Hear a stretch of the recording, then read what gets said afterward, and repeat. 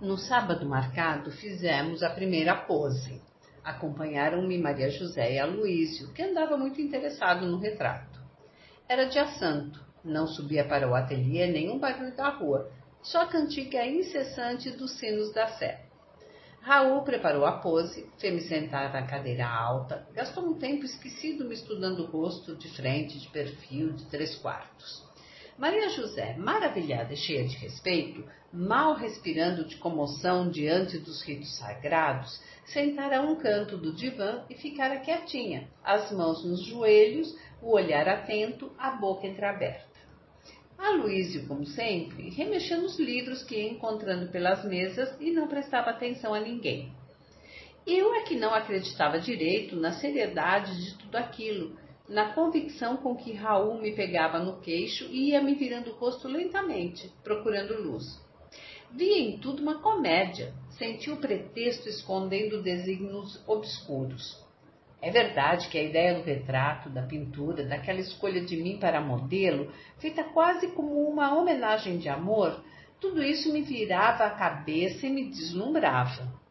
Passei 2 noites quase sem dormir, pensando nesse retrato, fantasiando o quadro, sentindo-me na tela, vendo minhas mãos, meus olhos feitos daquela luz baça, com aquele olhar parado, longínquo e cheio de mistério, das figuras pintadas do ateliê. Mas isso fora antes.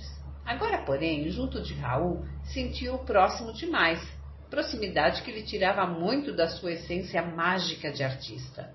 Ele sorria, falava, riscando vivamente na grande tela de que eu só via o avesso, no cavalete. E os olhos dele me percorriam insistentemente, como se me despissem ou me tocassem. Houve depois um momento em que lhe disse: "Fique caladinho que eu vou desenhar a boca." O modo dele falar soou-me agressivo, direto como uma carícia ousada, como um gesto de posse. Meus lábios tremiam. Eu sentia neles o peso da mão atrevida que agora desenhava devagar, amorosamente, como se roçasse pela minha boca, apossando-se dela, lentamente. Os outros 2 não viam nada, não sentiam nada, só eu e ele. Não suportei muito, tive que interromper com o pretexto: "Posso ver?" Raul estendeu a mão para mim precipitadamente. "Não venha, não vale a pena, ainda está um borrão." Eu, entretanto, já estava junto dele e encarava admirada, um pouco decepcionada, a figura angulosa, com todos os meus traços acentuados que o Fusain esboçara em mim em linhas indecisas. Raul insistiu: "É extraordinariamente difícil dominar a sua boca." Sorriu e acrescentou: "Será sempre assim?" Voltei à minha cadeira. Aloísio, agora sentado, fumando quieto, olhava-me fixo, como se igualmente me estudasse o rosto. Sorria de leve, me detalhava também, mas eu nada sentia, não via nele os olhos do outro. Maria José, essa, pusera-se atrás de Raul. Acompanhava-lhe os gestos da mão, os tiques da boca, de respiração suspensa. Ele ainda desenhou algum tempo, apagando, recomeçando, meio nervoso. Afinal, interrompeu: "Vamos parar. Guta deve estar cansada e eu não dou mais coisa nenhuma." Maria José suspirou com pena. O pintor cobriu a tela com uma cartolina e não deixou ninguém mais olhar nem comentar. "Vamos deixar o esboço dormir." E foi nos mostrar um álbum de pintura inglesa, no qual, desde a véspera, nos falara. Eu, entretanto, deixei-o vendo o álbum e fui espiar a tela. Realmente devia ser eu, feia, esquematizada em traços rígidos, e era assim que ele me via. Foi dolorosa e humilhante essa constatação. Se ele me via assim, era impossível então que me amasse, que me desejasse e me idealizasse. E dizem que quem ama o feio acha o bonito. Não, não é verdade. E a prova é que, por ele, que parecia amar-me, eu era à vista ainda mais feia, deformada numa caricatura. Estava pensando nessas coisas quando senti Raul atrás de mim. Deixara Maria José e Aloísio entretidos com o álbum e viera me soprar entre os cabelos. "Agora, quando você sair daqui, não me sentirei mais tão só." Na minha decepção arrisquei: "Pois eu me acho tão diferente aí, nem me reconheço." Raul riu. E o conteúdo interior? Eu frivolamente olhava o traço, a semelhança bonitinha, mas a expressão, o sentido íntimo é o que interessava. E essa creio que apanhei. Consegui mesmo registrar a melhor das suas expressões, esse seu meio sorriso de lábios descaídos. Calei-me lisonjeada ao vê-lo se interessar tanto pelas minúcias da minha expressão. Mas no fundo não acreditei bem. Fiquei pensando que ele talvez não fosse afinal o grande pintor que a gente daqui dizia, porque pobre gente que nunca viu nada e não pode ter opinião sobre artistas. Ou então a arte era realmente mais uma decepção. Capítulo 23. Glória queria participar do casamento a Jandira e fomos ambas visitá-la lá onde ela morava agora, numa rua para os lados da Piedade. Era uma grande casa antiga, de vastas salas de teto estucado, porão sombrio e enorme, varandas de ferro forjado e caixilhos desmantelados. Casa apalaçada, abandonada pelos donos, capricho esquecido de ricaço, erguendo-se erma e velha por entre as casinhas humildes de duas águas no meio da rua pobre. Achei Jandira magra, vestida em roupa muito modesta, as mãos maltratadas de unhas roídas e o seu eterno ar de desafio, sinal de que sofria. Dizem que o marido dela deu para beber, vive vadiando e não dorme em casa. Procuramos saber a verdade discretamente. Porém, Jandira não disse nada, não se queixou, referiu-se ao marido amigavelmente. Quem sabe tinha pena de perturbar as esperanças de Glória com as suas desilusões.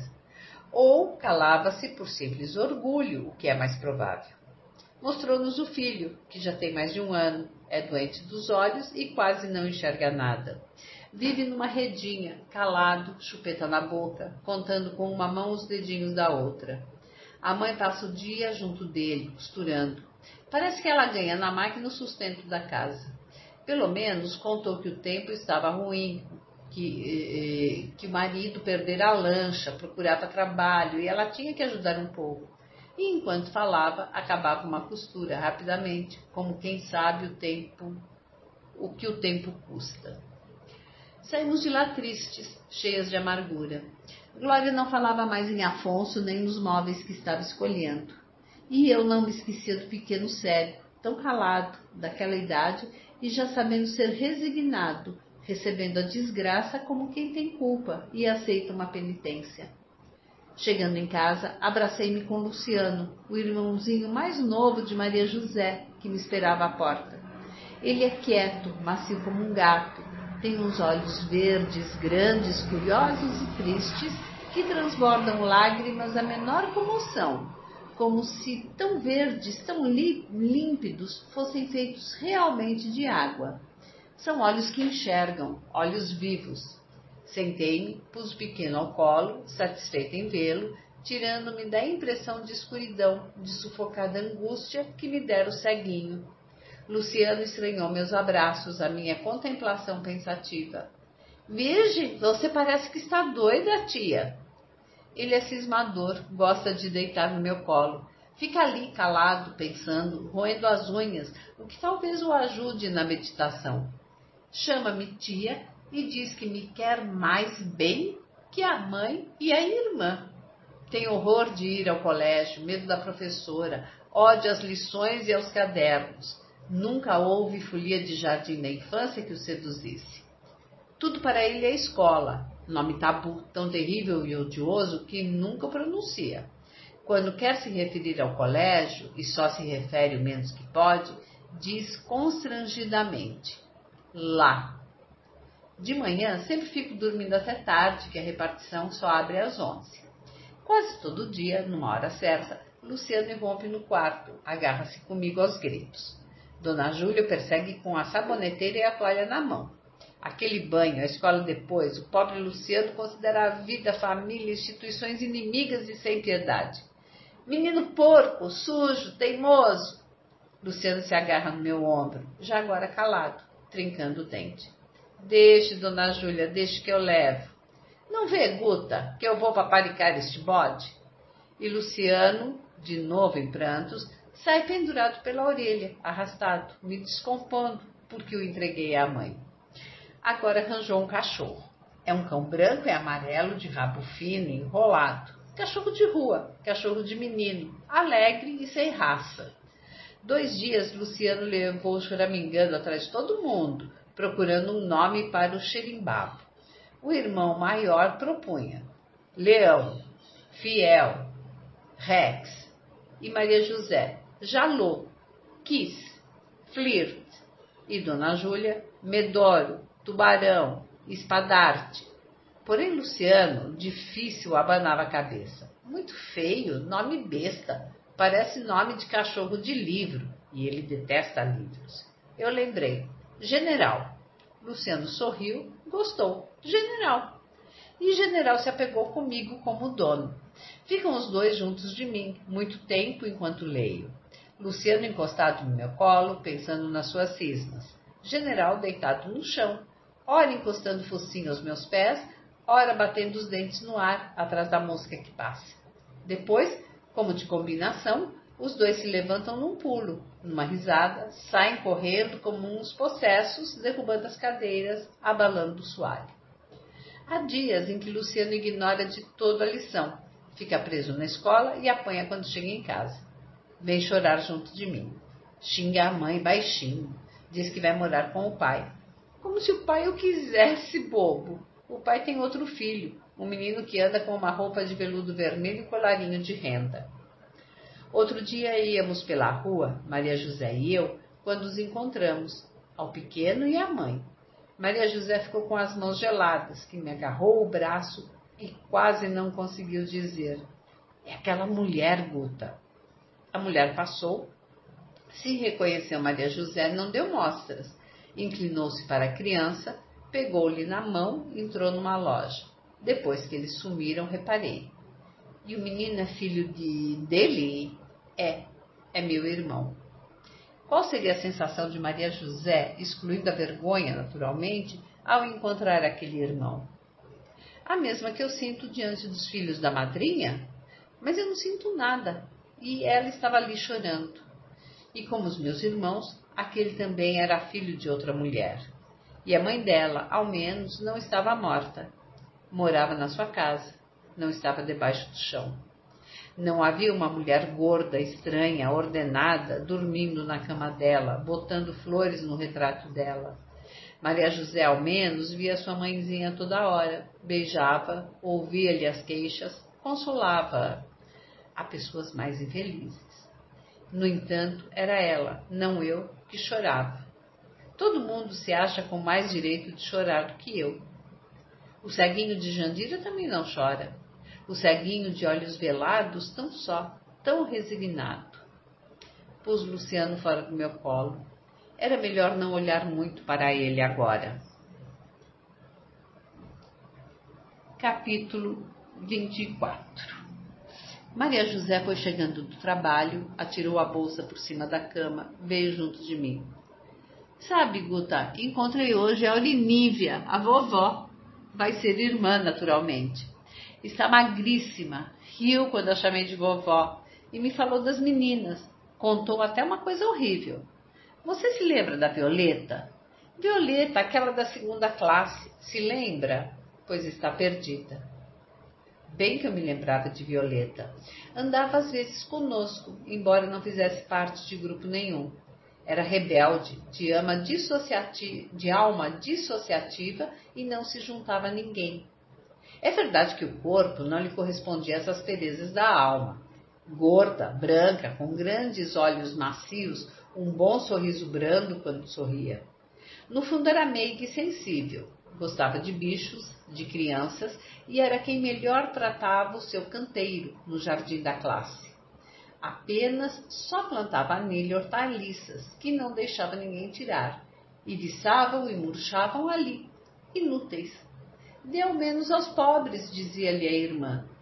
Violeta olhava atrevidamente a freira. Nunca vi um pobre aqui. Era de natural indolente, gulosa e risonha, mas guardava escondidas consigo reservas desconhecidas de rebeldia e era capaz de más criações terríveis, como uma espantosa inconsciência. Saindo da sua preguiça e da sua calma, sabia superiormente se vingar quando se julgava ferida. Fazia uma irmã corar, tremer de humilhação e de raiva. E às vezes não era nem por vingança, só por um instinto hostil de luta, um acesso de maldade espontânea, como ela dizia depois. Sua arma principal era a resistência passiva. Só raramente usava os grandes meios, quando é preciso me impor. Em geral, a história se passava assim. Violeta, responda o segundo quesito. Violeta olhava a irmã com seus olhos grandes e meigos e não respondia nada. Responda de mim, menina, diga ao menos que não sabe, mas responda alguma coisa. Violeta ficava olhando a irmã sem falar, com o mesmo ar de desafio ingênuo. A questão podia se repetir 10, 15 mil vezes, e ela continuava impassível, sem mudar a vista. Às vezes a irmã desistia e trocava de tema e de aluna, ou então se desesperava. Levava o caso à superiora, diante de quem Violeta continuava exibindo o mesmo sorriso silencioso, o mesmo desdém. Era capaz de resistir assim indefinidamente, ou cortar de repente o longo silêncio com uma palavra dura, ferina e imprevista, como uma pancada no rosto. Não sei por que não a expulsavam, mas ouvi muita vez falar em exorcismo, e creio que a exorcizariam se não temessem, diante do padre, alguma peça imprevista do demônio que habitava a menina. E muita gente no colégio acreditava nesse demônio. Vivíamos cheias de histórias de possessos da bem-aventurada Gemma Galgani, flor de pureza e piedade, a quem o demônio aparecia diariamente sob as formas de leão, de serpente, de polvo, enlaçando-a, esmagando-a, devorando-a. Dos milagres de Lourdes, onde as moças possuídas de Satã caem no chão, aos gritos, antes de serem aspergidas com gotas da água da fonte. Havia a história da moça que foi para o baile e, como o vestido era decotado, amarrou a medalha milagrosa na perna. Lá apareceu um rapaz lindíssimo, dançou com todas menos com ela, que chorou de inveja. Depois souberam que o rapaz era o demônio. Salvara-a de dançar com ele a medalha milagrosa, mesmo amarrada na perna. E havia mais todos os processos do Evangelho e das vidas de santos. A própria Violeta parece que se orgulhava dessa lenda e gostava de exibir o seu demônio. É verdade que uma vez a vi chorando. Era no recreio da noite e estávamos sozinhas num recanto de varanda. Limpou os olhos quando viu que eu reparava nela, e o seu rosto corado e bonito estava mais vermelho. Os olhos brilhavam mais. Riu para mim sem motivo, ou com motivos imaginários. Começou a falar na sua vida, na mãe, com quem não se entendia, nos irmãozinhos que adorava, na negra velha de casa, sua confidente, sua amiga, sua mentora. Quando falava na mãe, via-se bem claro, entre as duas, o desentendimento cruel. A velha querendo espezinhar a filha, pensando em educá-la. A menina reagindo com os argumentos da preta, apoiada pela negra velha, raciocinando feroz e primitivamente como a negra velha. Em geral, só a chamava a mãe, ela. Raramente ou nunca dizia mamãe, e falava interminavelmente, contando as suas mágoas, as suas revoltas, porque era assim rebelada, porque não estudava. Não estudo porque não gosto e tenho preguiça. E mesmo que gostasse, não estudava, para não dar esse gosto a ela. A Matilde, a negra velha, me diz sempre: estuda, menina, estuda. Tu não é branca? Sina de branco é aprender. Mas eu não quero aprender. Quero ser como uma negra. Quando me livrar do colégio, vou para a cozinha. Naquela casa, só fico se for na cozinha. Imagine a satisfação dela se eu fosse para a sala tocar piano ou bordasse os paninhos da mesa. Quer saber, Guta? Eu gostava muito de vestido de seda, de chapéus e de joias. Porém, ela me tira o gosto de tudo. Um dia perdi um anel, outra vez rasguei um vestido novo, e ela veio reclamar. E me